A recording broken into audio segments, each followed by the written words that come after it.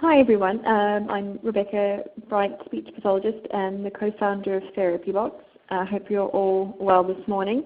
I'm going to present today on voices in AAC apps, looking at the options and the opportunities.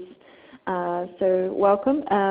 Any questions or comments you have, you need to enter into the chat box on your screen, and I'll do my best to answer them as we go along, or we may need to save them to the end, depending on how quickly they come flying in. So thank you for joining us. Let's get started. The presentation today is going to cover a little bit about some of the native voices available on the iOS operating system. We're going to look at some of the commercial text-to-speech options, and then we're going to look at the concepts of message banking and voice banking and their implementation with apps, and then pose a few questions regarding where we go from there in terms of using voices in AAC in an ever-changing landscape. But before we get started, if everybody can just indicate who they are, then we know who's in the room, and we can get an idea of who we have. So I'll just give you a moment to respond, and then we'll see who we have. Okay. So let's have a look. Okay, so we've got a real mix today of assistive technologists, some speech language pathologists, OTs or PTs, and some others. Okay, so a good mix. As I said, if you have questions as we go, please let me know. I'm happy to answer any questions that you type in the chat box. My colleague is next to me to help answer them quickly while I'm speaking, because I'm not great at multitasking, so she's here to help with that. Okay, let's get started. Now, I think it's very interesting because at the moment, particularly in the UK where I am at the moment, there's certainly a lot of focus on this guy, Stephen Hawking, and as Oscar's fever heightens, we're certainly hearing a lot about his movie and the portrayal of him and his ALS, and I think it's bringing up more issues regarding how he communicates, how Professor Hawking has used his AAC device over quite a long period of time, and there was some recent press in the UK and I'm sure in the US as well, in Wired magazine, for example, looking at how his project with Intel and how things are going. But I thought his quote here sums up a lot of the issues and feelings a lot of people have regarding their voice on AAC, and it's something that I'm quite interested in because I have two roles. I'm a speech and language therapist by background, and also an app developer. So for me, it's something I think about a lot and have explored some of the options, because I think the voices that come with AAC devices are not merely just to get your message across, but there's a lot more to it as well. So I'm going to explore how the different ways the voices can be used in apps as a developer, so you can see a bit of what's happening behind the scenes, but also some of the implications and issues that throws up for people. First of all, more recently we've been able to tap into, as developers, the iOS voices, so the voices that come with your iPhone or your iPad, and use those in apps. So that's been great, and I think it's probably great for entry-level developers too, because voices can be expensive, as we'll talk about further. So this is something that comes standard with the device in a similar way that it does on Android as well. So here you have the option of having a voice which will link up to your preferred language and region format that you've set for your device. And one of the things you can do, and we often try it out here because we need to see how our apps sound in different areas, is to play around with the region settings on our device to see what some of the other voices are. So you're not just restricted to the one voice that has been allocated to your region. So it's certainly worth trying that out. And I think more and more developers will be incorporating the iOS voice as at least an option, if not the standard voice. And usually it's the same voice that will be the Siri voice on your device. So you're probably quite familiar with how he or she sounds. In the UK it's a man, and I think in the US it's a woman. So depending on where you are, the voice is different, as I said. So iOS voices, sort of the basic option you have available as a developer. But then you have the option of using a bigger range of voices. And so we draw on the voices that are available from the speech technology industry. Now, even though it's a very, very big part of our industry in the AAC field, it's a massive industry that we are just a drop in the ocean. By 2016, it's estimated that the value of the speech technology industry will be around $700 million. So that's a sizable industry of which we're a small proportion, as I said.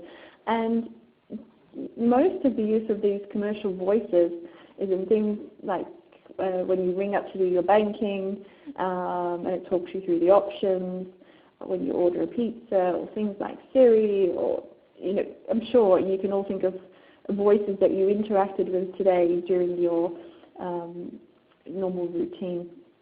So we're part of this bigger text-to-speech speech technology industry. Some of the bigger brands out there, and there are plenty of other brands. These are just some of the ones that I'm more familiar with.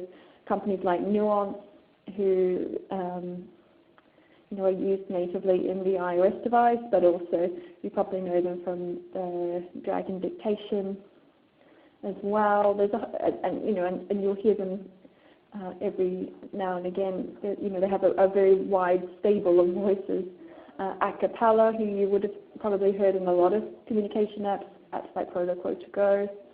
And then there's probably some smaller ones that you might know of, Avona, Cereproc, NeoSpeech, that are used in AAC devices as well. And depending on the company or the organization, so someone like Nuance versus Acapella, they have slightly different focus as to where their regions that they cover, or which nations they have voices for.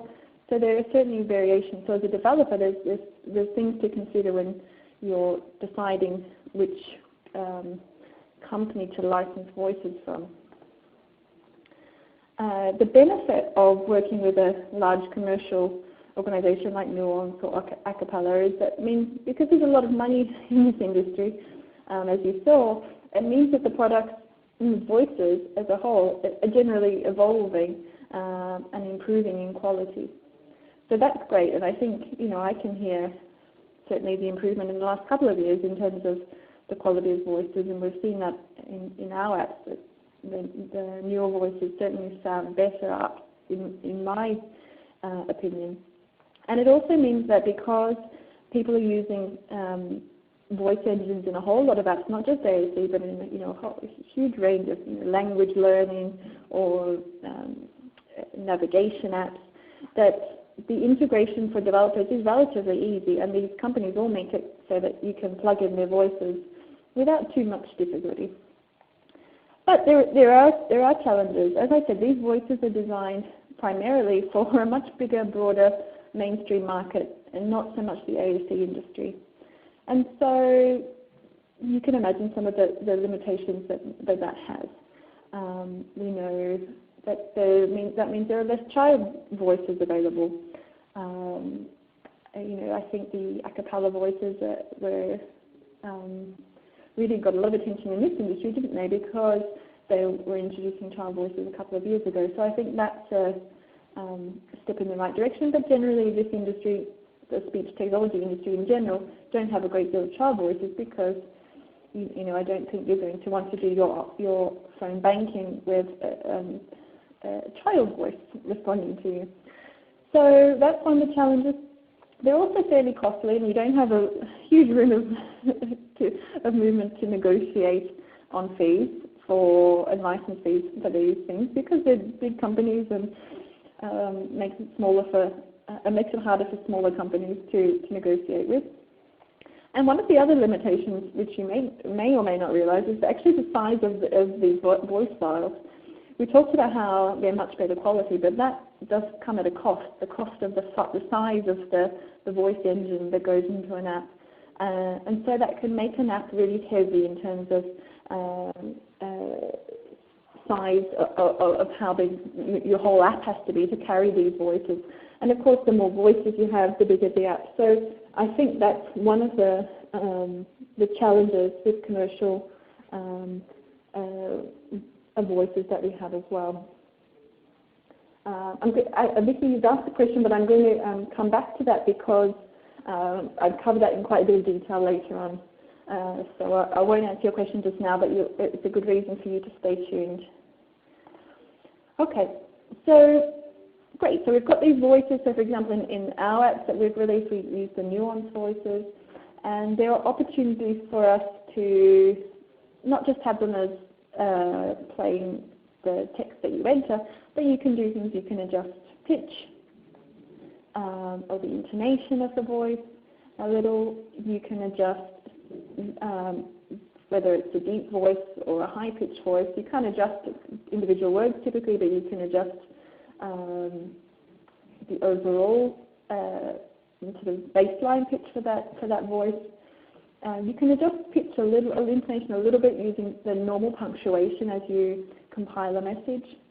You can certainly adjust speech rate, but again, you're applying a global setting that will apply for that voice until you change the rate again in the settings. You can adjust pronunciation in terms of how the voice will tackle certain words, for example, names or words that aren't very common.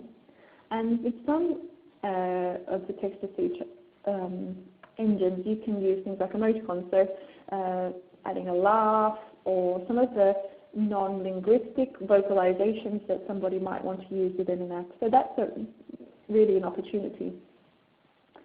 So as I said, in Predictable, this is our app. We use the nuance voices. We also use the iOS voice. We offer voice banking, message banking voices as well. And as I said, you can do those things that I mentioned on the previous slide, including the emoticons. Now, Vicky asked earlier in the chat box about the difference between message banking and voice banking, and we'll certainly cover that. So I wanted to talk to you a little bit about the concept of message banking, and I think I certainly don't want to come across as the expert on this because I'm not, and I would suggest really the place to go and the source for a lot of information would be the Boston Children's Hospital, who do a great deal of work on this topic, and if you haven't visited their website, I suggest you do. But the concept is that you would save specific messages. So if I wanted to, for example, if I knew I was going to lose my ability to speak either temporarily or permanently, I could record a series of messages that I wanted to be able to replay as an audio file in an app later on.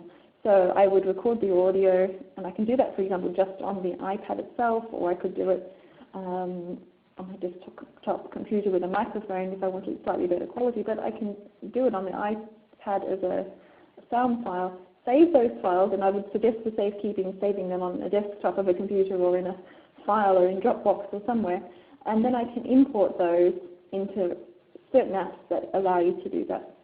So for example, in Predictable, you can attach audio recordings to phrases.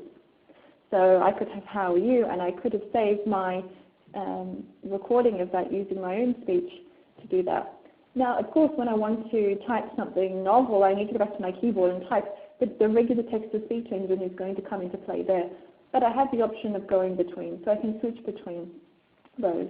And this came about in our app after John Costello from Boston Children's Hospital suggested we do it. So we implemented that a couple of years ago, and really it's a feature that people find that they really like. So they can record certain phrases that they want to be able to use later on in the app, and it's especially, I think, an option for somebody for whom the voice banking process is not possible, or for someone who just wants to have a few phrases prepared.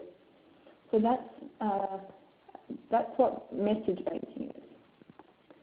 Now, the option of voice banking is something different, and I think really in the last little while it's become a viable option for people with progressive communication disorders, for example, or for people who are about to undergo a laryngectomy or a very large or significant head and neck surgery. So it's very much an option for people now, I think more so than it was in the past. There are a couple of options that I'm aware of. One that I know about and I'll talk to you about in detail is the ModelTalker program. And then more recently, Acapella and SerraProc have both announced options where you can do voice banking. For the time being, ModelTalker is at no cost to people who want to bank their voices. There is a cost associated with the Acapella and the SerraProc options, so you do need to bear that in mind. But as I said, the ModelTalker program is something that I'm quite aware of. We've worked with them very recently. So the Nemours Hospital at the University of Delaware has worked long and hard on the ModelTalker system and the project over very many years. So certainly don't claim to that. But what we have managed to do is to work with them, which has been great, to allow for people for the first time to use those voices in an iOS app, so in an iPad app or an iPhone app, which is fantastic. So if you want more information about ModelTalker itself, I've put the website on the screen now, so you're able to access that. So the process with ModelTalker is that you, first of all, register with them to create an account, and then you can either do your recording using a web-based tool, or you can do it on your desktop, which just by installing a program that you need to run. And there's quite a lot of instructions and tutorials available to get you up and running. And then before you do anything else, you record 10 screening sentences, which you then upload to the server and wait to hear back from ModelTalker. And if ModelTalker think that the quality is sufficient, that the acoustics are suitable, and that it's going to be a viable process to undertake for you, then they let you know. If they think that there are issues and they are fantastic at suggesting ways you can fix them, they can tell how close the microphone was placed to your mouth, how good the acoustics were in your room. So you get a great deal of information and support so that you can adjust and try the screening again to get to the level that's going to work.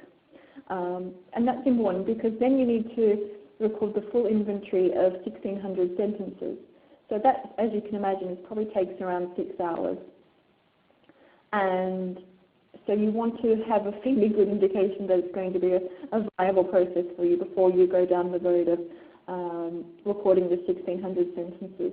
So you record the sentences, and then once that's done, they're sent to the server, and then ModelTalker sends you back your voice in a downloadable form, and you can open that directly in the app Predictable, for example. So that's been absolutely fantastic for a lot of people, because someone like Peter, who you can see in the screen here, who's a gentleman in the UK who has motor neurone disease, he recorded his voice some time back but didn't really have a platform to use that on that he wanted, that he was happy with. He was using our app Predictable, and then we were able to work with him to get his voice on there, and his feedback was that it's liberating. So I think that that's fantastic for a very wide range of users at the moment who would be able to bank their voices.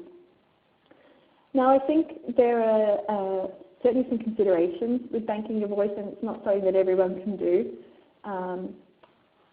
As a speech therapist, I know that one of the big issues in working with people with ALS or motor neuron disease is the timing of this, because to be able to record your voice, you've got to do it pretty early on in terms of the diagnosis, and that can be quite daunting or confronting for a lot of people to be thinking about what might happen down the road.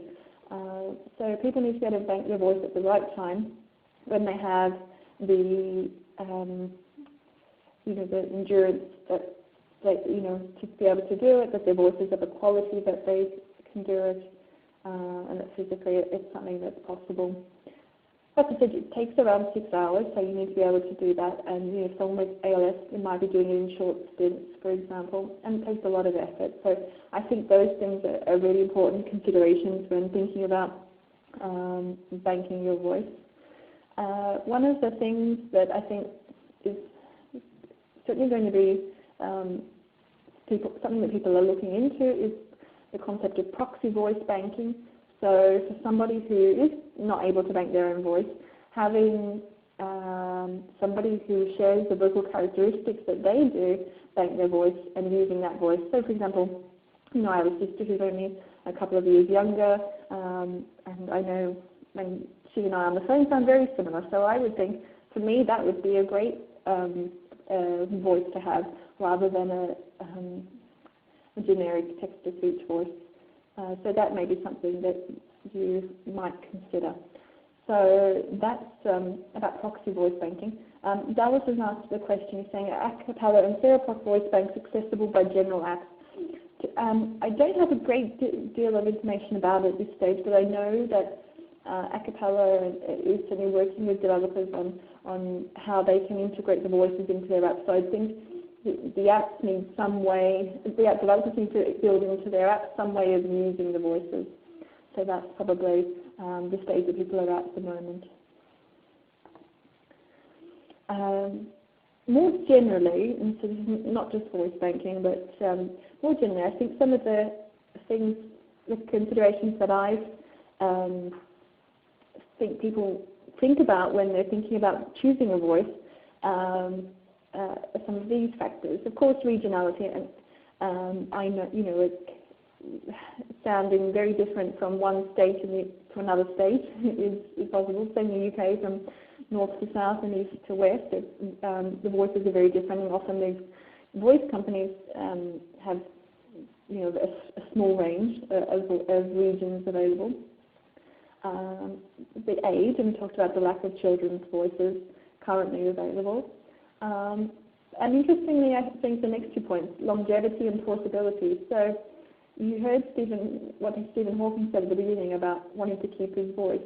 And I think that's one of the things we really need to think about. And as a developer, it's something that at the moment is weighing on us. Because people will want to, we assume, keep the same voice over a longer period of time. And potentially move from the device when they want to switch to an Android app. Most people would probably prefer to keep the same voice, or would they? So this is a question that we as a company are asking at the moment, and that's particularly because we're in a difficult situation where the original voice company that we were using, Loquendo, was bought by Nuance, and they've decided to discontinue some of the original Loquendo voices that we've used.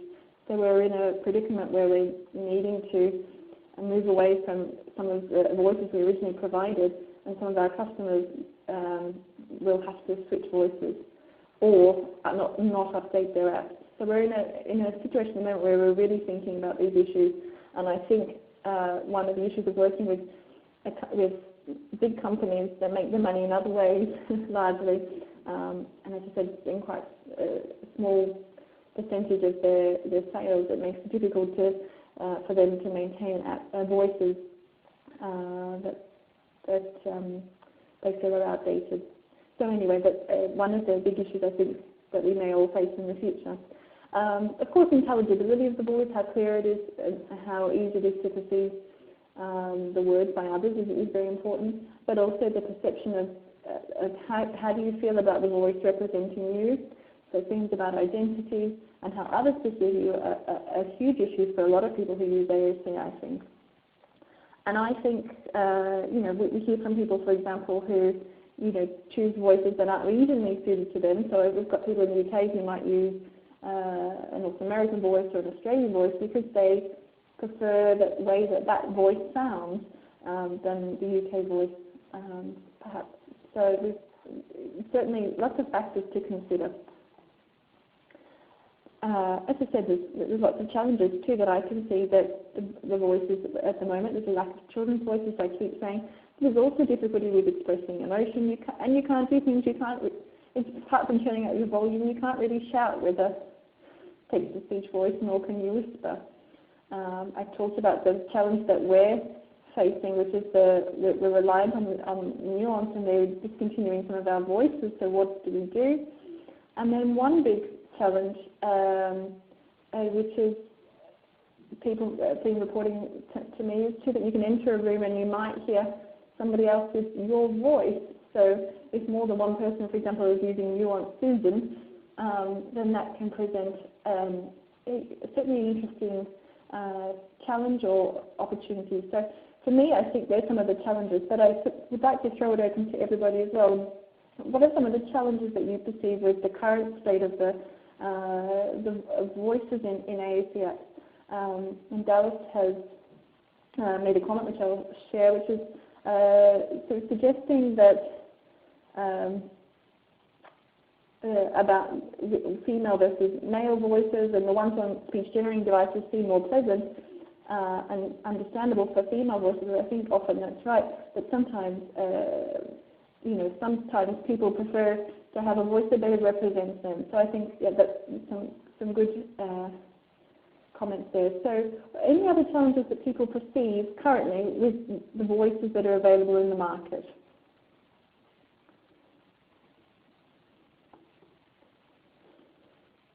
Okay, I'll leave you to think about that then. And where to next? So this is interesting, and I think there are a couple of thoughts on where to next. One of the interesting projects coming out of the UK, which I don't know if you've heard about, is from the University of Sheffield.